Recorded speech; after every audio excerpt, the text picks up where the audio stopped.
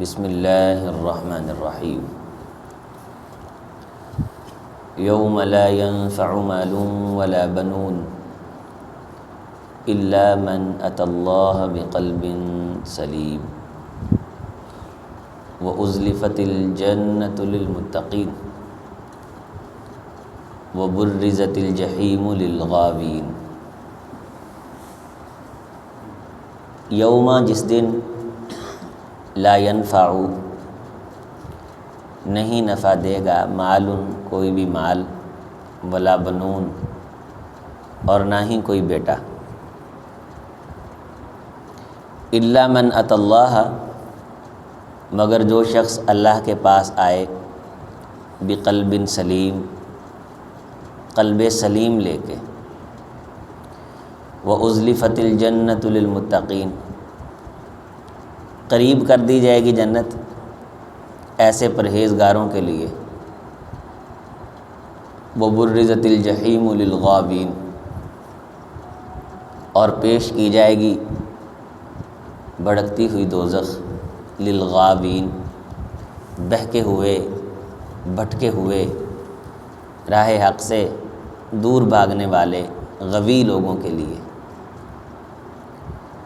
وقیل لہم این ما کنتم تعبدون اور ان سے یہ بھی پوچھا جائے گا کہ جن کی تم عبادت کرتے تھے وہ کہاں ہیں، من دون اللہ جو اللہ کے علاوہ سارے تھے، ان کو بھی لے کے آؤ جن کو تم پوجتے تھے، ان سے دعائیں کرتے تھے۔ هل ینصرونکم کیا ان میں سے کوئی ہے جو تمہاری مدد کرنے پہ قادر ہو، او ینتصرون یا آج وہ خود مدد کے محتاج بنے ہوئے ہیں۔ فرمایا کہ جو چیزیں انسان کو نفع دیں گی جب وہ اللہ کے دربار میں حاضر ہوگا مرنے کے بعد، تو وہاں قلب سلیم یعنی شرک سے پاک دل اور بدعت سے پاک دل،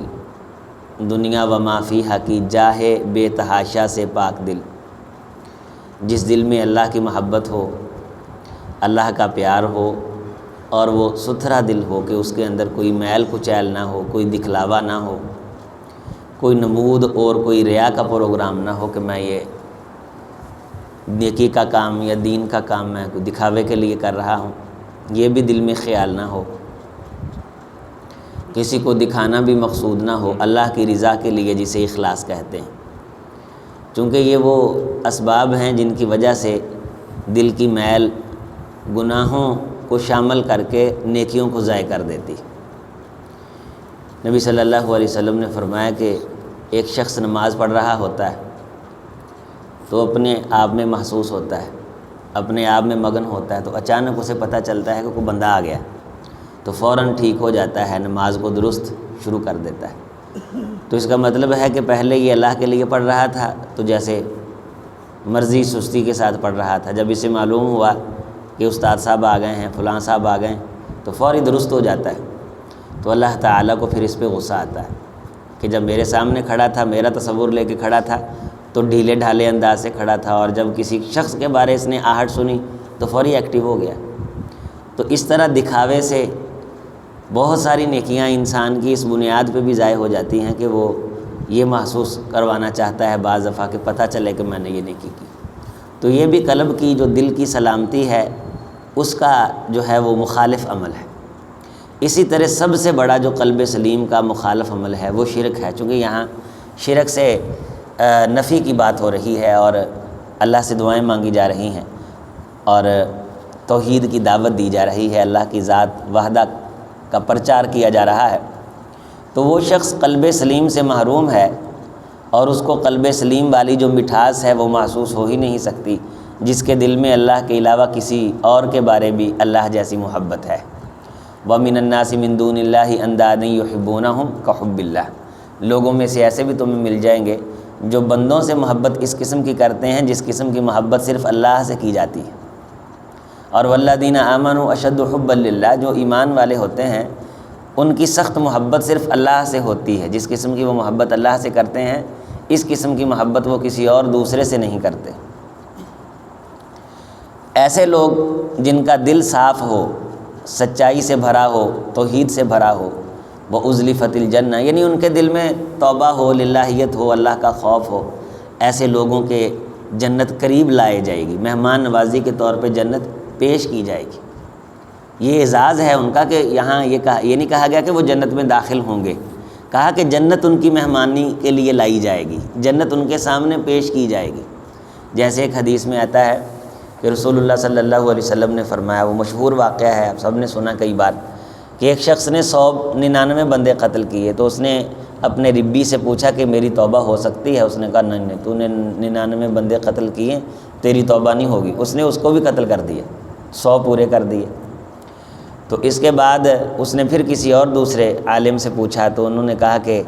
توبہ ہو سکتی ہے، سچے دل سے اللہ سے معافی مانگو، اور جس علاقے میں لوگ گناہ کرتے ہیں، شرک کرتے ہیں، بدعت کرتے ہیں، قتل و غارت گری کرتے ہیں، اس علاقے کو آپ چھوڑ دیں، اچھے علاقے کی طرف چلے جائیں، نیک بندوں کی طرف چلے جائیں، اللہ والوں کی طرف چلے جائیں۔ تو یہ اپنی بستی سے نکلا اور نیک علاقے کی طرف چل پڑا، تو رستے میں اسے موت آ گئی، مر گیا۔ مرنے کے بعد گرا تو جہنم کے فرشتے بھی آ گئے اور جنت کے فرشتے بھی آ گئے، دونوں فرشتے آ گئے کہ یہ ہمارا بندہ ہے، اور جنت والے کہیں کہ یہ ہمارا بندہ ہے۔ تو پھر فیصلہ یہ ہوا کہ جہاں یہ گرا ہے نا، فاصلہ ماپو، اس سے پیچھے برا علاقہ ہے، اس سے آگے اچھے لوگوں کا علاقہ ہے۔ اگر یہ برے لوگوں کے قریب ہے تو پھر یہ دوزخ میں جائے گا، جہنم والے فرشتے لے کے جائیں گے۔ اگر یہ اچھے لوگوں کے قریب ہوا تو پھر یہ جنت میں چلا جائے گا، جنت کے فرشتے پھر اس کو لے کے جائیں گے۔ روایت میں آتا ہے کہ جب یہ گرا تھا تو یہ پچھلے علاقے کے قریب گرا تھا، جو جہنم والا علاقہ تھا، گندے لوگوں والا علاقہ تھا، اور جو نیک لوگوں کا علاقہ تھا وہ اس سے دور تھا۔ جب فرشتے ماپنے لگے، رسول اللہ صلی اللہ علیہ وسلم نے فرمایا کہ اللہ نے وہ جنت والے ٹکڑے کو حکم دیا کہ تو سکڑ جا، یعنی یہ شخص تو وہیں پڑا رہا نا، یہ نہیں ہلا، تو کون سا علاقہ خود اس کے قریب کر دیا گیا؟ جو جنت والا علاقہ تھا، اس کو یہ عزت دی گئی، یہ مقام دیا گیا، وَأُزْلِفَتِ الْجَنَّةُ، کہ جنت خود اس کے قریب لائی گئی۔ اسی طرح بہت سارے ایمان والوں کو اللہ ایسے جنت کی مہمان نوازی پیش کرے گے۔ اس کی جو جنت کی مہمان نوازی ہے اس کے مختلف مظاہر ہوں گے کہ بعض لوگوں کو یہ مہمان نوازی میدان محشر میں ہی شروع ہو جائے گی، جیسے حدیث میں آتا ہے کہ بہت اچھے خیمے بھی لگے ہوں گے اور بعض لوگ وہاں بھی ہوں گے، ان کو نہیں محسوس ہوگی وہ گرمی اور شدت اور حساب کی وہ جو تکلیف اور تنگی ہے، اللہ تعالیٰ نے ان کی کسی نیکی کی بنیاد پہ انہیں اس سے محفوظ کر دیا ہوگا، اس سختی سے انہیں بچا دیا ہوگا۔ ہلکا پھلکا ان کو سامنا ہوا ہو تو ہوا ہو، ورنہ اللہ تعالیٰ نے انہیں اپنے کرم سے محفوظ کرا ہوگا، بچا لیا ہوگا۔ اس طرح وہ جنت کی مہمان نوازیاں ان کو وہاں پیش کی جائیں گی، سلامن سلامہ کی صدائیں ہوں گی اور اللہ کی طرف سے عزتوں والے سلام ہوں گے۔ اور جو غوی لوگ ہیں، گمراہ ہیں، جو یعنی الٹے ذہن کے ہیں،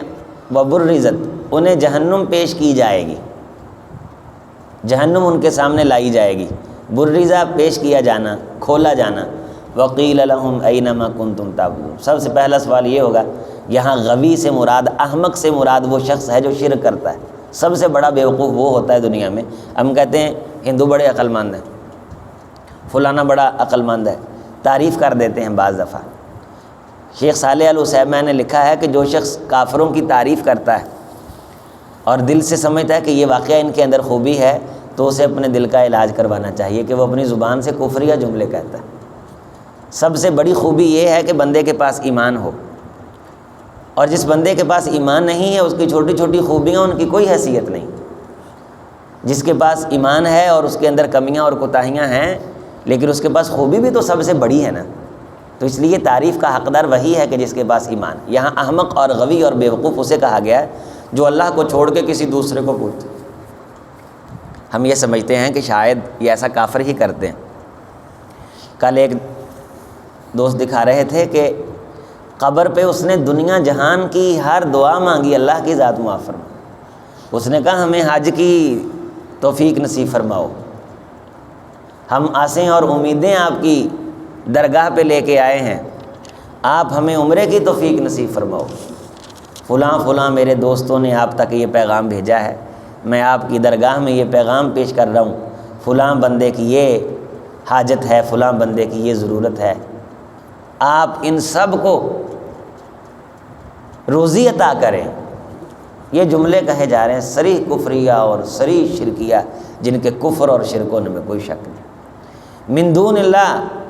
یہ جو اللہ کے علاوہ تم نے معبود بنا رکھے اور انہیں پکارتے اور آواز دیتے تھے، وقیل لہم این ما کنتم، انہیں لاؤ نا آج یہاں، ان سب کو اکٹھا کرو۔ من دون اللہ، یہ سارے جو اللہ کو چھوڑ کے تم نے معبود بنا رکھے تھے اور ان سے تم ضرورتیں اور دعائیں مانگتے تھے، حل ینصرونکم، کیا ان میں سے کوئی ہے جو تمہاری مدد کر سکے؟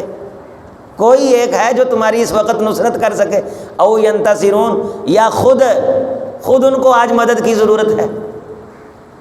آج خود ان کو مدد کی ضرورت ہے، خود ان کو نصرت کی ضرورت ہے۔ تو مدد اور نصرت اللہ کی طرف سے، جو ہم کہتے ہیں ایاک نعبد و ایاک، عبادت صرف تیری اور مدد بھی صرف تجھ سے۔ نبی صلی اللہ علیہ وسلم نے فرمایا، بخاری شریف کی حدیث ہے کہ جب بندہ اخلاص سے یہ کہتا ہے تو یہ سورۃ الفاتحہ کے جواب میں اللہ فرماتے ہیں ٹھیک ہے میرے بندے، اگر تو عبادت میری ہی کرے گا نا تو تیری مدد بھی پھر میں ہی کروں گا، تجھے کسی کی محتاجی نہیں آنے دوں گا، تجھے کسی کی ضرورت نہیں پڑنے دوں گا۔ ایمان سے مانگا، استقامت سے مانگا، سچے دل سے مانگا، یہ نہ ہو کہ نظر کسی کی جیبی پہ ہو اور نماز میں کہہ رہا ہو ایاک نعبد و ایاک نستعین، نہیں، نظر بھی ابر کرم پہ،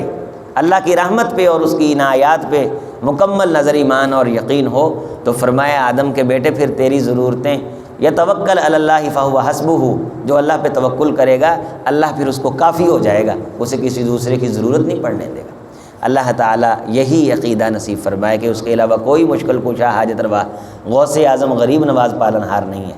کوئی اس کے علاوہ مدد اور نصرت کرنے پہ قابل نہیں۔ جتنے مر چکے ہیں ان کو خود نہیں پتہ کہ انہیں کب اٹھایا جائے گا، وہ مرے ہوئے بھی ہماری دعاؤں کے محتاج ہیں کہ ہم ان کے لیے اللہ سے دعا مانگیں اللہ ان کی قبریں منور کر دے، اگر وہ صاحب ایمان ہیں۔ اگر وہ ایمان والے نہیں تھے، بدعت اور شرکیات کا ارتکاب کرتے تھے، پھر ہمیں پابندی ہے، ہم ان کے لیے دعا نہیں کر سکتے۔ اللہ تعالی ہم سب کو معاف فرمائے۔ اقول قولی ھذا استغفر اللہ لی ولکم ولسائر المسلمین۔